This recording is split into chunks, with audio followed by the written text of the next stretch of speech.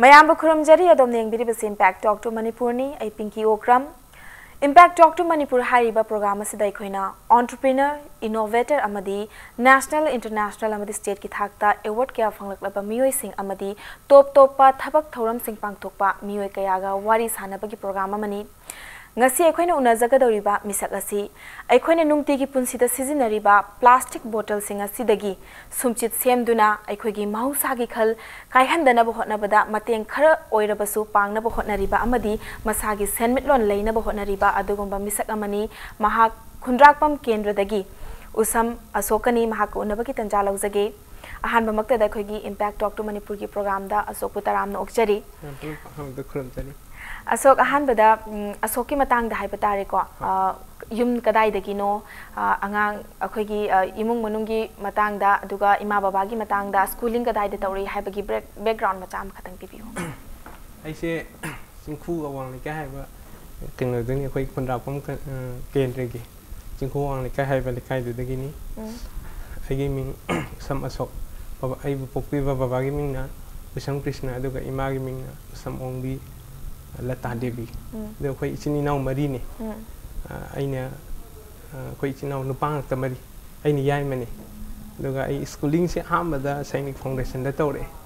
Matam da kitang lambi thong nungai ta khota batau dagi koi pupuna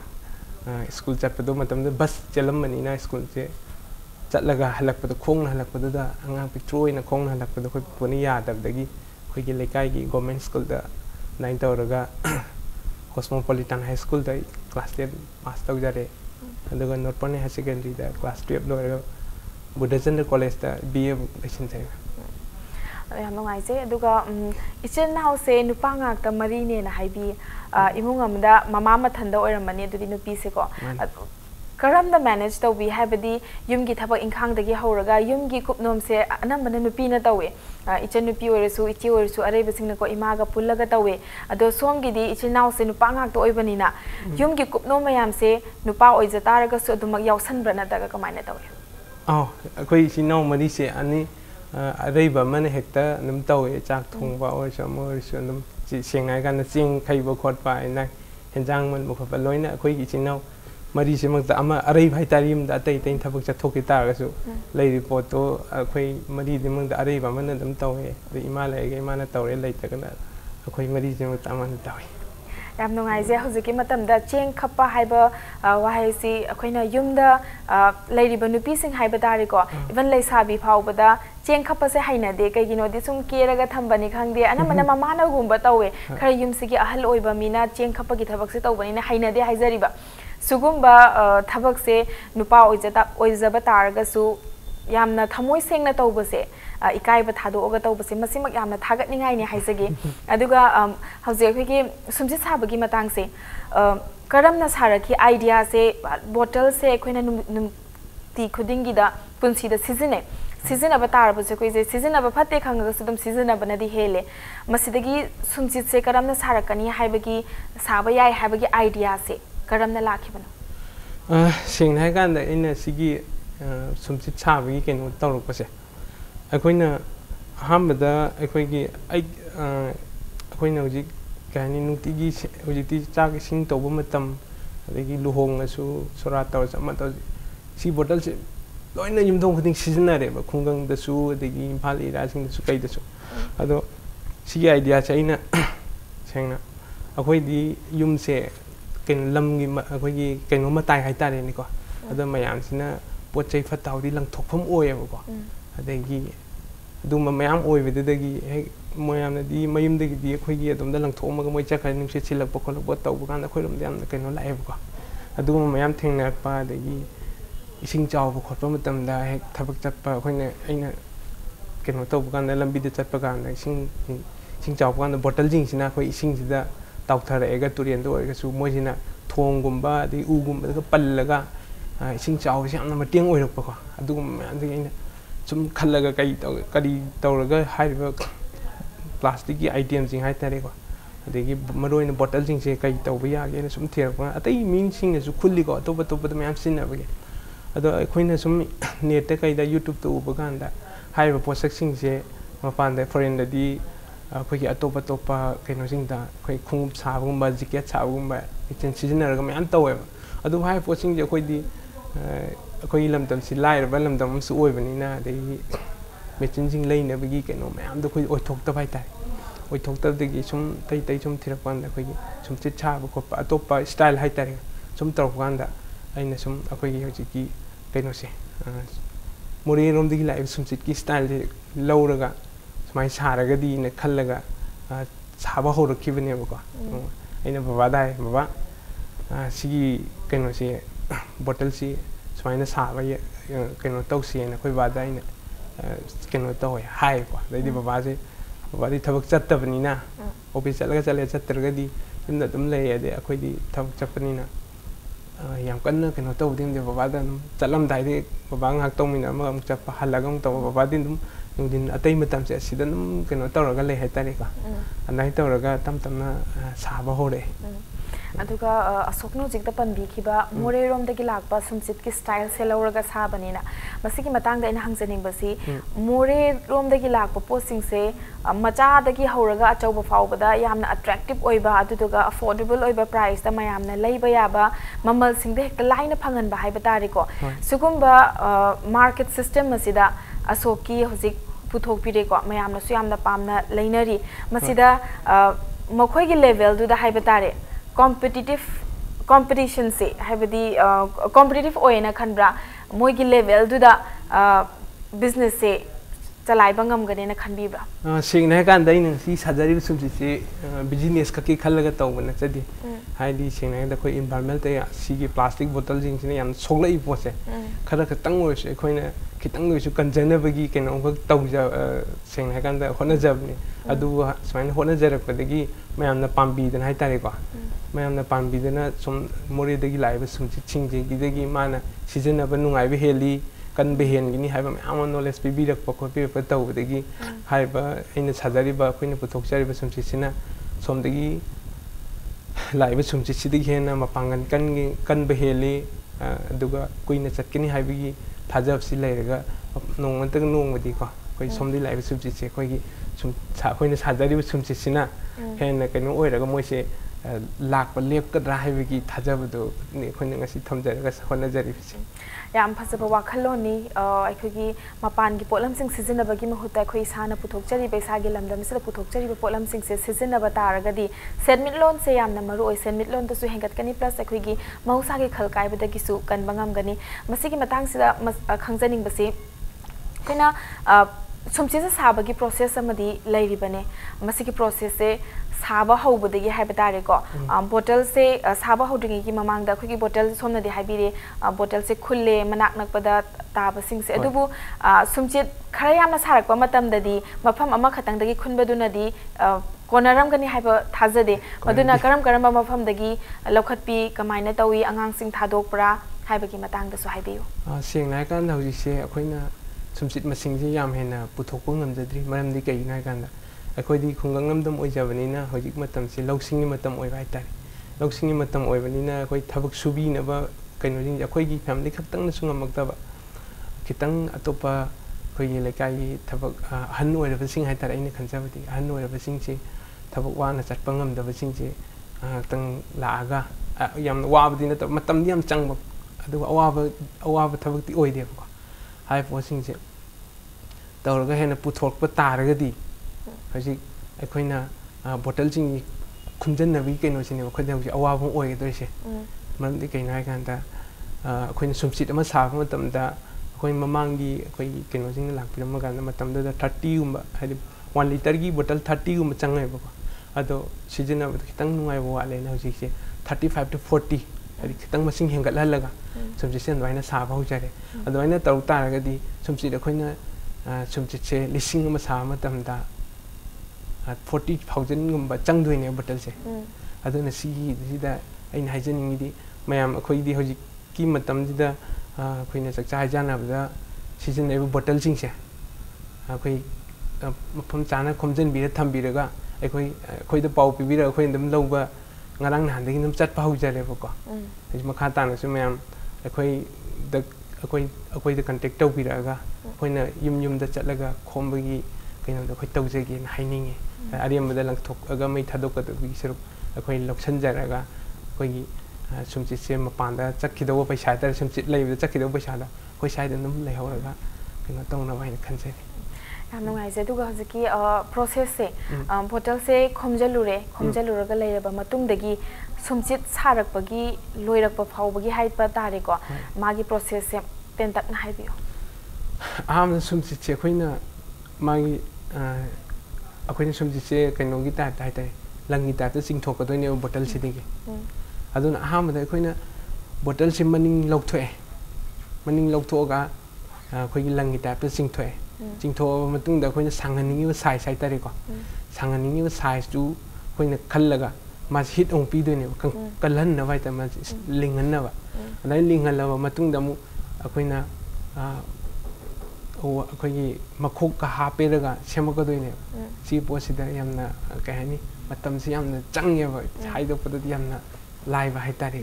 ꯑꯗꯨꯒ ꯍꯧꯖꯤꯛꯁꯤꯗ ꯂꯪ ꯑꯣꯏꯅ ꯆꯤꯡꯕꯁꯤꯗ ꯁꯤꯖꯤꯟꯅꯔꯤꯕ ꯃꯁꯤꯟꯁꯦ ꯃꯁꯤꯒꯤ ꯃꯁꯤꯟꯁꯤꯅ ꯀꯔꯤ ꯀꯧꯏ ꯃꯄꯥꯟ ꯂꯝꯗꯒꯤ ꯂꯩꯕ꯭ꯔꯥ ꯅꯠꯇ꯭ꯔꯒ ꯑꯩꯈꯣꯏꯒꯤ ꯃꯅꯤꯄꯨꯔꯁꯤꯗ ꯑꯗꯨꯝ ꯁꯥꯖꯕ ꯃꯁꯤꯟ ꯑꯣꯏꯗꯣꯏꯔꯥ ꯃꯁꯤꯒꯤ ꯃꯇꯥꯡꯗ ꯍꯧꯖꯤꯛ ꯐꯥꯎꯒꯤ ꯑꯣꯏꯅꯗꯤ ꯃꯦꯆꯤꯟ ꯍꯥꯏꯁꯦ ꯏꯁꯥꯅ ꯁꯥꯏꯗꯒꯤ ꯏꯁꯥꯅ ꯑꯗꯨꯝ ꯀꯩꯅꯣ ꯇꯧꯖꯕꯅꯦꯕ ꯑꯩꯈꯣꯏ ꯀꯛꯄꯗ ꯁꯤꯖꯤꯟꯅꯔꯤꯕꯁꯤ ꯑꯩꯈꯣꯏ ꯏꯆꯝ ꯆꯝꯕ ꯑꯩꯈꯣꯏꯒꯤ ꯑꯉꯥꯡ ꯁ꯭ꯀꯨꯜ ꯆꯦ ꯀꯛꯅꯕ ꯑꯩꯈꯣꯏꯒꯤ ꯍꯣꯁ ꯅꯥꯏꯞ ꯕ꯭ꯂꯦꯗ ꯃꯆꯥꯗꯣ ꯑꯗꯨꯅꯦꯕ ꯁꯤꯖꯤꯟꯅꯩꯁꯦ ꯑꯩꯈꯣꯏꯒꯤ ꯕꯇꯜꯁꯤ ꯀꯛꯅꯕ ꯁꯤꯖꯤꯟꯅꯩꯁꯦ ꯑꯗꯨꯒ ꯉꯁꯥꯏꯒꯤ ꯍꯤꯠ ꯄꯤꯕ ꯈꯣꯠꯄ ꯇꯧꯕꯁꯤꯅ ꯑꯩꯈꯣꯏꯅ ꯑꯩꯈꯣꯏꯒꯤ ꯏꯁꯤꯡ ꯑꯁꯥꯕꯗ ꯂꯨꯞꯄꯦ ꯉꯁꯥꯏꯒꯤ ꯀꯩꯅꯣꯗ ꯑꯩꯈꯣꯏꯅ ꯄꯥꯝꯃꯤꯕ ꯁꯥꯏꯖꯇꯨ ꯁꯦꯝꯃꯒ ꯏꯁꯤꯡ ꯑꯁꯥꯕꯗ ꯂꯨꯞꯄꯒ ꯇꯧꯔꯒ ꯁꯦꯝꯃꯤ ꯍꯧꯖꯤꯛ ꯐꯥꯎꯒꯤ ꯑꯣꯏꯅꯗꯤ ꯊꯣꯏꯗꯣꯛꯄ ꯍꯥꯟꯅ ꯑꯩꯈꯣꯏꯒꯤ ꯀꯩꯅꯣꯁꯤꯡ ꯂꯥꯛꯄꯤꯔ ꯃꯇꯝꯗ ꯁꯤꯖꯤꯟꯅꯔꯤꯕ ꯃꯦꯆꯤꯟꯗꯨꯗꯤ ꯑꯩꯈꯣꯏ ꯍꯥꯟꯅ ꯀꯩꯅꯣꯗꯒꯤ ꯕꯦꯇ꯭ꯔꯤꯒꯤ ꯁꯥꯏꯀꯜ ꯑꯃ ꯑꯩꯈꯣꯏꯅ ꯊꯧꯔꯝꯃꯦꯕ ꯁꯨꯝ ꯀꯩꯅꯣ ꯇꯧꯕꯒꯤ ꯑꯗꯨꯒꯤ ꯀꯩꯅꯣꯗꯨ DC ꯃꯣꯇꯣꯔꯗꯣ ꯌꯨꯝꯗ ꯁꯨꯝ ꯂꯩꯕꯗꯨꯗ ꯑꯩꯅ ꯍꯧꯖꯤꯛꯀꯤ ꯍꯥꯏꯔꯤꯕ ꯀꯩꯅꯣꯗ ꯍꯥꯞꯆꯤꯜꯂꯒꯗꯤ ꯍꯦꯟꯅ ꯑꯩꯈꯣꯏꯅ ꯃꯤꯅ ꯁꯨꯕꯗꯩꯗꯤ ꯃꯣꯇꯣꯔꯗꯨꯅ ꯁꯨꯔꯛꯄꯅ ꯍꯦꯟꯅ ꯀꯩꯅꯣ ꯇꯧꯔꯛꯀꯅꯤ ꯍꯥꯏꯕꯒꯤ ꯍꯥꯞꯆꯤꯜꯂꯒ ꯁꯥꯕ ꯍꯧꯔꯛꯄꯅꯦꯕ ꯑꯗꯨꯅ ꯍꯧꯖꯤꯛ ꯐꯥꯎꯒꯤ ꯑꯣꯏꯅꯗꯤ ꯁꯤꯒꯤ ꯑꯩꯈꯣꯏꯅ ꯍꯧꯖꯤꯛꯐꯥꯎꯗ ꯁꯤꯖꯤꯟꯅꯔꯤꯕ ꯈꯨꯠꯂꯥꯏꯁꯤꯡꯁꯦ ꯃꯄꯥꯟꯗꯒꯤ ꯀꯩꯅꯣ ꯑꯣꯏꯅ ꯇꯧꯕ ꯈꯨꯠꯂꯥꯏꯗꯤ ꯂꯩꯇ꯭ꯔꯤ ꯉꯥꯏꯍꯥꯛꯀꯤ ꯑꯩꯈꯣꯏꯅ ꯊꯦꯡꯅꯔꯛꯄ ꯑꯦꯛꯁꯄꯤꯔꯤꯌꯦꯟꯁꯇꯨꯒꯤ ꯃꯇꯨꯡ ꯏꯟꯅ ꯁꯨꯃꯥꯏꯅ ꯇꯧꯔꯒꯗꯤ ꯁꯤꯒꯤ ꯀꯛꯅꯕꯁꯤꯅ ꯁꯨꯃꯥꯏꯅ ꯇꯧꯔꯒꯗꯤ ꯍꯦꯟꯅ ꯅꯨꯡꯉꯥꯏꯅꯤ ꯍꯥꯏꯕꯒꯤ ꯀꯩꯅꯣꯗꯣ ꯁꯨꯝ ꯇꯧꯔꯒ ꯁꯥꯕ ꯍꯧꯔꯛꯈꯤꯕꯅꯤ ꯑꯗꯨꯒ ꯌꯥꯝ ꯅꯨꯡꯉꯥꯏꯖꯩ ꯑꯗꯨꯒ ꯕꯣꯇꯜꯁꯦ ꯕꯣꯇꯜꯕꯨꯗꯤ ꯈꯣꯝꯃꯨꯔꯦ ꯔꯣ ꯃꯦꯇꯤꯔꯤꯌꯦꯜꯁ ꯆꯪꯕꯁꯤꯗ ꯕꯣꯇꯜꯁꯤꯅ ꯈ꯭ꯋꯥꯏꯗꯒꯤ ꯃꯔꯨ ꯑꯣꯏꯕ ꯄꯣꯠꯁꯛ ꯑꯃꯗꯤ ꯑꯣꯏꯔꯦ ꯑꯗꯨꯕꯨ ꯃꯁꯤ ꯅꯠꯇꯕ ꯑꯇꯣꯞꯄ ꯀꯔꯤꯒꯤ ꯁꯤꯖꯤꯟꯅꯕꯤꯕ꯭ꯔꯥ ꯍꯥꯏꯕꯗꯤ ꯍꯦꯟꯅ ꯀꯟꯅꯅꯕꯒꯨꯝꯕꯀꯣ ꯌꯥꯝ ꯊꯨꯅ ꯇꯠꯇꯅꯕ ꯃꯁꯥ ꯀꯟꯈꯠꯅꯕꯒꯨꯝꯕ ꯑꯗꯨꯒꯨꯝꯕꯗꯤ ꯁꯤꯖꯤꯟꯅꯕ꯭ꯔꯥ ꯑꯗꯨꯒꯨꯝꯕ ꯍꯧꯖꯤꯛ ꯐꯥꯎꯒꯤ ꯑꯣꯏꯅꯗꯤ ꯉꯁꯥꯏꯒꯤ ꯀꯩꯅꯣ ꯇꯧꯕꯁꯤ ꯀꯩꯁꯨ ꯊꯣꯏꯗꯣꯛꯄ ꯁꯤꯖꯤꯟꯅꯗꯦ Okay, thank you so much. Warisu yam nungairi. Usam Ashok-tagi akhoi plastic ki bottle asi saraba matungda marketing pricing masigi matang dasu wari sana jage matang swais da tian ba break ama katang laujage Impact Talk to Manipur bu mi engta duna leibiu. Mayam bo muka na taram nok chari adom neng biri bas Impact Talk to Manipur ni ai pinki Okram ngasi akhoi na unazariba misagasi ahangba plastic bottle dagi sumchit saduna akhoi gi Manipur gi khunai asida akhoi gi miyam da yamna achauba mateng ama pangbirimba adugumba misak amagani mingoina panjarabada Usham Ashok Singh Ashok pa muka na taram nok chari Ashok break ki mamangda process ki matang da wari sanakre collection ko maine tawi habagi matang da wari sanakre ado sumchit sabagi thabak ase ithandana tawbadi oithoktabanina kana thabak suminari ahan ba haudorakpa matamda kana ga suminai haujikna isagi Ashok ki makhada haiba tare ko thabak sunanaba mi thamba ngamlabra haibagi matang dasu hojikse ahambadadi babaga ya yamba kana tawi tanara haitare aina thabak chatringai adadi halaga ahangba matam aina chathoki matam sida ayamba babana yumda dum leibanina ko babana aina sai akoi baba khoni tanaramado si leire do babana si tawre si makha kai tawjige na ta kamai tawji ha podo tanaraga tawe ado hoji phokki oni di thabak suje aina akoi gi family ha tare ko baba gi machi mano nupa manga ne adigi nupi ahum amga ado kaka hoi mayam su la aga ha tare ko adigi khoi inau pa sing di indom chajing sangba kanda anai tawra hoji mayam punna suminari ha tare atopa akoina keno tawra mi thabak chuba mi keno tawbadi ngamdari maramdi kaina kanda ꯑꯩꯈꯣꯏꯁꯦ ꯉꯁꯥꯏ ꯃꯃꯥꯡꯗꯁꯨ ꯄꯟꯖꯈꯤꯕ ꯂꯧꯁꯤꯡ ꯃꯇꯝ ꯑꯣꯏꯕꯅꯤꯅ ꯂꯧ ꯂꯣꯛꯄꯗ ꯃꯔꯨ ꯑꯣꯏꯕꯅꯤꯅ ꯍꯥꯏꯇꯥꯔꯦꯀꯣ ꯍꯣꯏ ꯑꯗꯨꯁꯨ ꯌꯥꯝꯅ ꯃꯔꯨꯅꯤ ꯑꯗꯨꯒ ꯃꯁꯤꯒꯤ ꯃꯇꯥꯡꯁꯤꯗ ꯌꯥꯝꯅ ꯇꯥꯟ ꯆꯥꯔꯦ ꯍꯥꯏꯕ ꯇꯥꯔꯦ ꯄ꯭ꯔꯥꯏꯁꯤꯡꯒꯤ ꯃꯇꯥꯡꯁꯦ ꯍꯪꯖꯍꯧꯒꯦ ꯁꯨꯝꯆꯤꯠ ꯑꯃꯗ ꯂꯨꯄꯥ ꯀꯌꯥ ꯄꯤꯔꯒ ꯌꯣꯟꯕꯤ ꯑꯩꯅ ꯄ꯭ꯔꯥꯏꯁꯤꯡ ꯍꯪꯉꯛꯇꯣꯔꯤꯕꯁꯦ ꯑꯁꯣꯛꯀ ꯄꯨꯜꯂꯒ ꯏꯃꯨꯡ ꯃꯅꯨꯡꯅ ꯊꯕꯛ ꯁꯨꯃꯤꯟꯅꯔꯤꯁꯦ ꯃꯁꯤꯗꯒꯤ ꯂꯥꯛꯄ ꯄꯩꯁꯥꯁꯤꯅ ꯃꯈꯣꯏꯗꯁꯨ ꯈꯨꯠꯁꯨꯃꯟ ꯄꯤꯕ ngambra haibagi matangda question hangjaning bani madugi matangda haibiyo sena gan price ki matangje price matangje moridagi su ama lai ko sumsit ama duna akoina hoji chariba plastic ki bottle je sena gan khut yam changi matam yam changi ba akoi dus horukpa kanu oi me khut su yam kana chatri ba adi yam su somdagi lai ba sumsit chi dagi maman akoina hena mu hai taragadi hai koina puthokjari posem chatloi dorin ba aduna mamai matangsi sena kan 150 ding 200 fogi manung sida kaino tawra tawri haidare aduga sigi laiba paisa se na khoigi kaino tawbu khopai da khoida thoidokpa adugi kaino laitri bako aduna haipati adum hauzik puthoiba sumsit puthoiba sida changadaba raw material seasonable khotpada laiba paisa se adum changi bagi phibam la natraga haipati masidagi laiba paisa sina kari haipati asokna su haibi ko business tawri base sumchi sari base paisa khatangi khalagadi sagi banate akoi bada lariba amot akai oina tariba plastic bottle mayam ase karamna khomjalaga afaba thabak amada sizina bataragadi hairaga haudok pirakpani adubu mayam nadi yamna kuina mak haibatare ko akoida mateng pangbiraga thabak taw haibadi yarakadaba mande yasu yade anamana ko imung manunggi mi oirasu karigino habdi matam haibase aduki matik mamal yame haizaba tariko aduna tungi punsi dasu asokna paktok chau thoga thabak tawbiraga ko piba ngambo oibiu haizage aduga matang khangjaning basi hauzik puthoiba sumchit ki level se masi se asokna masida asidi pele ai sidagi sidai simakna sembasina yare haina khanbibra natraga aina sariba sumchit se watli yamna aina tawgadaba watli si hapchan gadaba watli sumaina tawragadi hena magi texture se phajaba yai natraga hena durability oirakpa yai haibagumba adugumbadi leibra hoi sengna ganda sigi posida khoina si hapchan ge natraga si tawgi hai posi yam kanna kaino oidri adopa sumsi sina taba topa su tawge na budi khalli ko adu hai posi khoina khanba thukak na ta sum akhoi khanbaga tawbi sum khoina thabak se akhoi gi theory ta practical tawra kanda sigi posi kitang kaino tawbu hale kaino tawre hai tare ko adu practical se maru oi bani na akhoi sigi practical se tawra kanda sigi posi na akhoi na wari sengna kanda thori gumba taba thamoi sina thori gumba taba yabagi kaino kitang su laiga tan khalle ko moisina kai gari chingthok chingin tawba dai kitang akanba kaino singdadi moisina yam hena pangan kanbe heleba ko khoi chum seng normal laiba thori akhoi gi kaino tawna singdagi moisina tasan bajin hena akhoi na pot chai muta pulla moisina pangan yam kalle na akhoi na makata na thori gumba dai seng atopa brush masa masu hai tare ko atopa ju kitang sage na khanjari makata saba ngambo oibiu aduga akhoi na thabak ama pangthokpa matamda ahanbada paisa lak kadaba income se siki khandabida koina miyam gi damakta hana khanba aduga khoki mahausa gi phajaba mokhogi maramda hana khanba se yam achoba challenging thabak ama oi karigino haibadi imungda income pusalak pasisu equally maru oiba aduga aina tawriba thabak sisu miyam gi damakta aduga khoki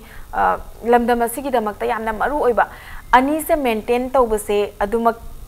waram gani haina su khanje du kamaina balance tawbi singna kan sigi keno si hauji ai chu kai ha kan singna kan chumme balance si khala di wai wa si hauji ti singna kan da akoina puthok chari sum ji sina mai pa abani na ko akoi hauji makhata na mi ma am hapsalaga makhata na hai posi am chauna puthok na khanjari dumaina ahambagi haurakpani mayam khitang ni wamina batare ko andaina khallaga hausi ki oina ti kaino tawri sungso soidana tawba ngambo oibiu aduga sugumba challenging oiba thabak se tawba matamda motivation amadi darkar oina khanjai aikhoi mi khuding makini masidi akoina thabak tawba matamda aina sontharakpa matam aina wakhal warakpa matam aina tawri sibu oigadawri bra natraga oiroi dawri bra haibagi sada chamamna ba ꯂꯥꯛꯇꯕ ꯅꯠꯇꯦ ꯑꯗꯨꯃꯛ ꯁꯣꯝꯒꯤ ꯃꯐꯝꯗꯁꯨ ꯂꯥꯛꯑꯝꯒꯅꯤꯅ ꯈꯜꯂꯤ ꯃꯁꯤꯒꯨꯝꯕ ꯃꯇꯝꯗ ꯏꯁꯥꯅ ꯃꯣꯇꯤꯚꯦꯁꯟꯁꯦ ꯀꯃꯥꯏꯅ ꯀꯅꯥꯒꯨꯝꯕ ꯃꯤꯑꯣꯏ ꯂꯩꯕ꯭ꯔꯥ ꯃꯣꯇꯤꯚꯦꯠ ꯇꯧꯕꯤꯕ ꯃꯣꯇꯤꯚꯦꯠ ꯄꯤꯕꯤꯕꯀꯣ ꯁꯦꯡꯅ ꯍꯥꯏꯀꯥꯟꯗ ꯁꯤꯒꯤ ꯀꯩꯅꯣꯁꯦ ꯍꯣꯏ ꯑꯃꯨꯛ ꯑꯩꯈꯣꯏꯅ ꯇꯟꯊꯔꯛꯄ ꯃꯇꯝ ꯍꯥꯏꯇꯥꯔꯦꯀꯣ ꯁꯤ ꯃꯇꯝꯁꯤꯗ ꯑꯩꯈꯣꯏꯅ ꯕꯣꯇꯜ ꯈꯨꯟꯕ ꯆꯠꯄ ꯀꯥꯟꯗ ꯅꯍꯥꯟꯁꯨ ꯕꯕꯥꯅ ꯀꯩꯅꯣꯁꯤꯡꯗ ꯕꯕꯥꯅ ꯅꯍꯥꯟ ꯇꯥꯛꯄꯤꯈꯤꯕꯗꯣ ꯑꯩꯈꯣꯏꯅ ꯕꯣꯇꯜ ꯈꯨꯟ ꯆꯠꯄ ꯀꯥꯟꯗ ꯃꯤꯅ ꯑꯉꯥꯎꯕꯅꯤ ꯀꯥꯏꯅ ꯍꯥꯏꯅꯕ ꯃꯇꯝ ꯑꯃꯈꯛ ꯂꯥꯛꯄ ꯀꯥꯟꯁꯤꯗ ꯑꯩꯈꯣꯏꯗ ꯍꯦꯟꯅ ꯀꯩ ꯍꯥꯏꯅꯤ ꯃꯌꯥꯝꯅ ꯍꯥꯏꯅꯔꯤꯗꯨꯒꯤ ꯑꯣꯟꯅ ꯇꯩꯅꯕꯗ ꯑꯩꯈꯣꯏꯅ ꯀꯩꯅꯣ ꯇꯧꯒꯦꯒ ꯍꯥꯏꯕ ꯋꯥꯈꯜꯂꯣꯟꯁꯦ ꯍꯦꯟꯅ ꯐꯤꯜ ꯇꯧꯔꯒ ꯃꯥꯏ ꯄꯥꯛꯅ ꯄꯨꯊꯣꯛꯇꯕ ꯌꯥꯗꯦꯅ ꯈꯜꯂꯦ ꯑꯗꯨꯒ ꯃꯥꯏ ꯄꯥꯛꯅ ꯄꯨꯊꯣꯛꯇꯕ ꯌꯥꯗꯦꯅ ꯈꯟꯕ ꯍꯧꯖꯤꯛ ꯐꯥꯎꯕꯒꯤꯗꯤ ꯑꯁꯣꯛꯅꯁꯨ ꯍꯥꯏꯕꯤꯔꯦꯀꯣ ꯍꯥꯏꯕꯗꯤ ꯍꯧꯕꯗ ꯉꯥꯏꯔꯤ ꯊꯕꯛꯁꯦ ꯑꯗꯨꯕꯨ ꯍꯧꯖꯤꯛ ꯐꯥꯎꯕꯒꯤ ꯖꯔꯅꯤꯗ ꯍꯥꯏꯕ ꯇꯥꯔꯦꯀꯣ ꯍꯧꯖꯤꯛ ꯐꯥꯎꯕ ꯁꯨꯝꯆꯤꯠ ꯄꯨꯊꯣꯛꯄꯤꯕꯁꯤꯗ ꯁꯣꯝꯅ ꯑꯁꯣꯛꯅꯀꯣ ꯈ꯭ꯋꯥꯏꯗꯒꯤ ꯁꯦꯇꯤꯁꯐꯥꯏ ꯑꯣꯏꯕ ꯃꯣꯃꯦꯟ ꯍꯥꯏꯇꯥꯔꯦꯀꯣ ꯈ꯭ꯋꯥꯏꯗꯒꯤ ꯏꯁꯥꯗ ꯅꯨꯡꯉꯥꯏꯖꯕ ꯑꯩꯅ ꯇꯧꯔꯤꯕ ꯊꯕꯛꯁꯤꯅ ꯅꯨꯡꯉꯥꯏꯕ ꯄꯤꯕꯗꯣ ꯑꯩꯅ ꯇꯧꯖꯔꯤꯕ ꯊꯕꯛꯁꯤꯅ ꯑꯩꯉꯣꯟꯗ ꯅꯨꯡꯉꯥꯏꯕ ꯄꯤꯕ ꯃꯇꯥꯡꯁꯦ ꯑꯁꯣꯛꯀꯤꯗꯤ ꯀꯔꯝꯕ ꯑꯣꯏꯕꯤ ꯅꯨꯡꯉꯥꯏꯕ ꯄꯤꯕ ꯃꯇꯥꯡ ꯍꯥꯏꯁꯦ ꯑꯩꯈꯣꯏꯅ ꯍꯧꯖꯤꯛꯁꯦ ꯃꯥꯏ ꯄꯥꯛꯅ ꯁꯨꯝꯁꯤꯁꯦ ꯄꯨꯊꯣꯛꯑꯀꯥꯟꯗ ꯍꯥꯏꯇꯥꯔꯦꯀꯣ ꯃꯌꯥꯝ ꯑꯩꯈꯣꯏꯒꯤ ꯁꯦꯡꯅ ꯍꯥꯏꯔꯀꯥꯟꯗ ꯑꯍꯟꯁꯤꯡ ꯑꯩꯈꯣꯏꯒꯤ ꯏꯄꯥꯒꯨꯝꯕ ꯏꯄꯨꯒꯨꯝꯕ ꯃꯌꯥꯝꯁꯤꯅ ꯏꯆꯥꯁꯤꯡꯅ ꯇꯧꯗꯅ ꯍꯥꯏꯕ ꯕꯣꯇꯜꯁꯤ ꯂꯦꯝꯅ ꯃꯥꯡꯍꯟꯗꯗꯅ ꯇꯧꯔꯛꯄꯁꯤ ꯏꯄꯥ ꯍꯣꯏ ꯅꯨꯡꯉꯥꯏ ꯀꯥꯏꯅ ꯑꯩꯈꯣꯏꯅ ꯕꯣꯇꯜ ꯈꯣꯝꯕ ꯆꯠꯄꯗꯒ ꯍꯥꯏꯕꯤꯔꯛꯄꯁꯤ ꯌꯥꯝ ꯅꯨꯡꯉꯥꯏ ꯁꯤꯗꯩ ꯍꯦꯟꯅ ꯊꯣꯏꯗꯣꯛꯄ ꯀꯩꯅꯣꯗꯤ ꯂꯩꯖꯔꯤ ꯁꯤ ꯌꯥꯝ ꯅꯨꯡꯉꯥꯏ ꯊꯥꯒꯠ ꯋꯥꯍꯩꯁꯦ ꯍꯦꯛꯇ ꯑꯩꯅ ꯊꯕꯛ ꯑꯐꯕ ꯊꯕꯛ ꯑꯃ ꯇꯧꯗꯅ ꯍꯦꯛꯇ ꯃꯌꯥꯝꯅ ꯊꯥꯒꯠꯄ ꯌꯥꯕ ꯅꯠꯇꯦ ꯑꯗꯨꯗꯨꯒ ꯃꯌꯥꯝꯅ ꯈ꯭ꯋꯥꯏꯗꯒꯤ ꯇꯟꯕ ꯊꯕꯛꯁꯤꯡꯒꯤ ꯃꯅꯨꯡꯗ ꯍꯥꯏꯕ ꯇꯥꯔꯦꯀꯣ ꯕꯣꯇꯜ ꯈꯨꯟꯕ ꯆꯠꯄ ꯍꯥꯏꯕꯁꯦ ꯄꯥꯈꯪ ꯑꯃꯗ ꯅꯠꯇ꯭ꯔꯒ ꯂꯩꯁꯥꯕꯤ ꯑꯃꯗꯀꯣ ꯅꯠꯇ꯭ꯔꯒ ꯑꯦꯅꯤꯕꯗꯤ ꯀꯅꯥꯅꯣꯝꯗ ꯈꯨꯜꯂꯨꯆꯣ ꯕꯣꯇꯜ ꯍꯥꯏꯕ ꯃꯇꯝꯗ ꯇꯟꯒꯅꯤꯕ ꯏꯀꯥꯏ ꯃꯤꯅ ꯌꯦꯡꯀꯅꯤ ꯃꯤꯅ ꯅꯣꯛꯅꯔꯛꯀꯅꯤ ꯍꯥꯏꯕꯒꯤ ꯑꯗꯨꯒꯨꯝꯕ ꯋꯥꯐꯝ ꯃꯌꯥꯝꯗꯣ ꯃꯅꯤꯡꯗ ꯊꯝꯃꯝꯃꯒ ꯑꯁꯣꯛꯅ ꯇꯧꯕꯤꯔꯤꯕ ꯊꯕꯛꯁꯦ ꯁꯤꯃꯛ ꯌꯥꯝꯅ ꯊꯥꯒꯠꯅꯤꯡꯉꯥꯏꯅꯤ ꯑꯗꯨꯒ ꯇꯝꯖꯅꯤꯡꯉꯥꯏꯅꯤ ꯍꯥꯏꯕꯗꯣ ꯑꯩ ꯍꯥꯏꯖꯒꯦ ꯑꯗꯨꯒ ꯑꯁꯣꯛ ꯃꯥꯔꯀꯦꯇꯤꯡꯒꯤ ꯃꯇꯥꯡꯗ ꯑꯃꯨꯛ ꯂꯥꯛꯆꯒꯦ ꯌꯣꯟꯕꯁꯤ ꯃꯃꯜꯕꯨꯗꯤ ꯍꯥꯏꯕꯤꯔꯦ ꯌꯣꯟꯕꯁꯤ ꯌꯨꯝꯗ ꯑꯗꯨꯝ ꯌꯣꯟꯕꯤꯕ꯭ꯔꯥ ꯅꯠꯇ꯭ꯔꯒ ꯍꯧꯖꯤꯛ ꯑꯇꯣꯞꯄ ꯕꯖꯥꯔꯗꯀꯣ ꯗꯨꯀꯥꯟꯒꯨꯝꯕꯗ ꯊꯥꯗꯣꯛꯄꯤꯕ ꯂꯩꯔꯕ꯭ꯔꯥ ꯗꯤꯃꯥꯟ ꯂꯥꯛꯄ ꯍꯧꯔꯕ꯭ꯔꯥ ꯍꯥꯏꯕꯒꯤ ꯃꯇꯥꯡꯗꯁꯨ ꯍꯧꯖꯤꯛꯁꯤ ꯁꯦꯡꯅ ꯍꯥꯏꯔꯀꯥꯟꯗ ꯑꯩꯈꯣꯏꯅ ꯄꯨꯊꯣꯛꯆꯔꯤꯕ ꯀꯩꯅꯣꯁꯤ ꯄꯣꯠꯁꯤ ꯌꯣꯟꯕ ꯃꯥꯔꯀꯦꯠꯇ ꯑꯩꯈꯣꯏꯒꯤ ꯗꯨꯀꯥꯟꯗ ꯀꯩꯗ ꯌꯣꯟꯕꯗꯤ ꯌꯣꯟꯗꯔꯤꯕꯀꯣ ꯁꯦꯡꯅ ꯌꯣꯟꯗ꯭ꯔꯤꯁꯤ ꯀꯩ ꯃꯔꯝꯗ ꯑꯩꯈꯣꯏꯗ ꯌꯥꯝ ꯍꯦꯟꯅ ꯀꯩꯅꯣ ꯇꯧꯅ ꯄꯨꯊꯣꯛꯄ ꯉꯝꯗ꯭ꯔꯤꯕ ꯍꯥꯏꯇꯥꯔꯦ ꯑꯗꯨꯒ ꯗꯤꯃꯥꯟꯗꯤ ꯑꯗꯨꯛꯀꯤ ꯃꯇꯤꯛ ꯂꯩꯔꯦ ꯍꯥꯏꯇꯥꯔꯦ ꯑꯣꯀꯦ ꯑꯗꯨꯗꯨꯒ ꯗꯤꯃꯥꯟ ꯂꯥꯛꯄꯁꯦ ꯀꯔꯤ ꯍꯥꯏꯅꯤ ꯑꯩꯅ ꯄꯣꯠꯊꯣꯛꯁꯦ ꯑꯩꯅ ꯄꯤꯕ ꯉꯝꯗꯕ ꯃꯇꯝꯗ ꯗꯤꯃꯥꯟꯅ ꯍꯦꯟꯅ ꯍꯦꯟꯖꯜꯂꯛꯄꯁꯦ ꯑꯁ ꯑꯩꯅ ꯇꯧꯔꯤꯕ ꯊꯕꯛꯁꯤꯕꯨ ꯀꯔꯤ ꯇꯧꯔꯒ ꯍꯦꯟꯅ ꯊꯕꯛ ꯍꯦꯟꯅ ꯊꯨꯍꯟꯁꯤꯒꯦ ꯅꯠꯇ꯭ꯔꯒ ꯑꯩꯁꯦ ꯀꯔꯤ ꯇꯧꯕ ꯃꯊꯧ ꯇꯥꯕꯒꯦ ꯍꯥꯏꯕꯒꯤ ꯑꯩ ꯐ꯭ꯌꯨꯆꯔꯗꯗꯤ ꯁꯤꯃꯗꯤ ꯇꯧꯕꯗꯤ ꯌꯥꯔꯦ ꯍꯥꯏꯕꯒꯨꯝꯕ ꯑꯗꯨꯒꯨꯝꯕ ꯄ꯭ꯂꯥꯟ ꯍꯥꯏꯇꯥꯔꯦꯀꯣ ꯑꯗꯨꯒꯨꯝꯕꯗꯤ ꯂꯩꯕꯤꯔꯕ꯭ꯔꯥ ꯁꯦꯡꯅ ꯍꯥꯏꯔꯀꯥꯟꯗ ꯃꯌꯥꯝꯅ ꯍꯧꯖꯤꯛ ꯀꯩꯅꯣ ꯇꯧꯕ ꯗꯤꯃꯥꯟ ꯍꯦꯟꯖꯜꯂꯛꯄ ꯀꯥꯟꯁꯤꯗ ꯑꯩꯈꯣꯏꯅ ꯁꯨꯝ ꯍꯧꯖꯤꯛꯇꯤ ꯆꯥꯎꯈꯠꯂꯕꯅꯤꯅ ꯈꯤꯇꯪ ꯈꯨꯠꯂꯥꯏꯒꯤ ꯃꯇꯦꯡꯁꯨ ꯗꯔꯀꯥꯔ ꯑꯣꯏꯀꯣ ꯑꯗꯨꯅ ꯑꯇꯣꯞꯄ खितंग अखोइना हैना थबकसी सक्सेसफुल होइना याम थुना कनो तौब ngamnada खुलाई खितंग लैयेना खंजरे अतोप अतोप हजि मथंग थादगी हाइतारेको लौसिंग लोक्सनबा लोइरगा अखोइगी युमदा चाइ सिंग थोंबा लोइरगा अरेमबदा लैगदौबा अखोइगी इतैमसिंग इचेसिंग अतगी अखोइगी इपुसिंग ककासिंग लैदनको मखोइ म्यामदु पुनचलगा अखोइ मखोइ पुन अखोइ थबक सुमिनरगा हेना चाउना कनो तौगेना खंजरी सरकारना हजिक अखोइगी एंटरप्रेन्योर मयामदा हाइबा तारेको खानाबा मयाम पिरिदनको बैंक की लोन अमा अमा मयाम लैबसे सुगुम्बसिदी खानाबसे लौगे हाइना खनबिदब्रा करम्ब स्टेजदा लैरि होय सेंना हाइकांदा मयाम गवर्नमेंट की साइड तगी पिबिरिबा कइनोसिंगजु खंजै मरमदि कइना गंदा अचौबा कइनो अमखक चैलेंज अमखक लैबनिना अखोइदि सेंना हाइकांदा यामना हेना कइनो तौबा फैमिली सु नत्तबनिना अवाब इमुंग ओइबनिना गवर्नमेंट की मतेंग तु फंगदगदी अखोइगी मणिपुर की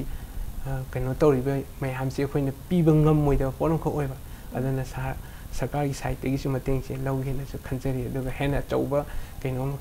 तौगेना खंजरी माइ पाको ओइबियो अदुगा अखोइगी सुमसिसे सारिबा सुमसिसे अहांबा प्लास्टिक से अखोइना नॉन डिग्रेडेबल ओइबनिना सुमसित साब तारगसु अखोइना खुदम ओइना हाइरबदा अखोइना युमदा सिजिनरिबा चुमनगी सुमसितसे सुमसितलगा सिजिनरागा मागी मनझलकपा मतांग यावरइको कुइना सिजिनरकपा मतमदा केलकपदो अखोइना मु खोमजलगा मै थादोकपा याय नत्रा अदो प्लास्टिक हाइबसिदी मै थादोक तारगसु अदुमक लै मुतपा नाइररोय मसिगी मतांगसिदा सुमचिसिसु मलाअनी मलकपा मतमदा मागी केलकपा मयामसिना अदुम at the end dustbin da dum chat kadawri bani ba hana le hoi space pudi hana ahang bottle lang tho amba sina space se khare hena darkar oirame adu bo hojikti maku maku oina la abani na mu dustbin da di dum lak tur pixel lakani adu bo masi ki matang da di kari haibeningi masina akhoi gi hana akhoi gi mahusa gi phajaba sida natraga mahusa gi leiriba mayam sida kai halamba mayam se masina kayamu mateng pangba ngamgani khali natraga akhoina kari tawragadi masi ko khan bangam gani na khanbi hoi sengna plastic ki kaino sidi akhoi gi mioi ba khunai na leiri di ko han bangam ni habi thajab di leite maram di kaino hai ganda any hojiti kaino sing se chakhot le hai ba kaino sing ayam ba plastic ki kaino at loi season na re ko adu bo asai khoina season na ba loi ba sumji ching hai ta re ko khoi akhoi ne salagi plastic ki sumji sing je sumjit na tana to plastic ki kaino sing je akhoi gi society si da hai ta re ko plastic items sing any kaino sing je khoina mafam chana lang thokpagi haina bi thamjin mafam chana thambagi haina bi si leitri khoi ising thamaga chu gari tong ga ising thamaga chu matai da lang thombi chapo chara ga chu dustbin hapchan bi haina bi si leitri ko si leita bani na masagi khoina hauji akhoi aina haijaningi di masagi lang thokpagi haina bi khopi loina thadok pi ga mafam chana tham taraga di heng ising chawrok taraga chu turen da thadab bi mutam mafam chana pai lei taraga di mana kitang du asu kaino tawba ngamgani da aduga hauji di chakhula abani na recycle tawnaba machine mayam ma chu topa khoi india da na taw hai tare topa country sing da kai ga chu mayam ma thogla abani mafam chana thamjan bi raga matam matung inam akhoi sai da su yora ani ba hai da amana natraga amana chakhulak ni matung ina adui potu da kaino tawna bagi mafam chana thamjan bi haining in lang thokpi ta yamna phazaraba message amaju pibire ngasi impact tv ki talk to manipur bu yengbiriba miyamna achapo charaba matungda dustbin da phajana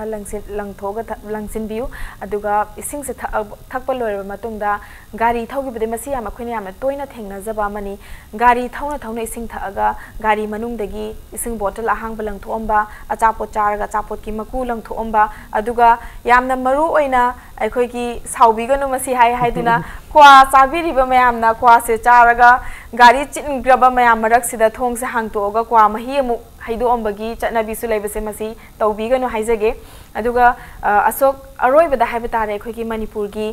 inkhalakliba na sing thabak phangdana leiriba mayam sida message macha am khatang pibiu hoi thabak phangda bai je sing ha kan mi di nong gi masing sum hengalakpani na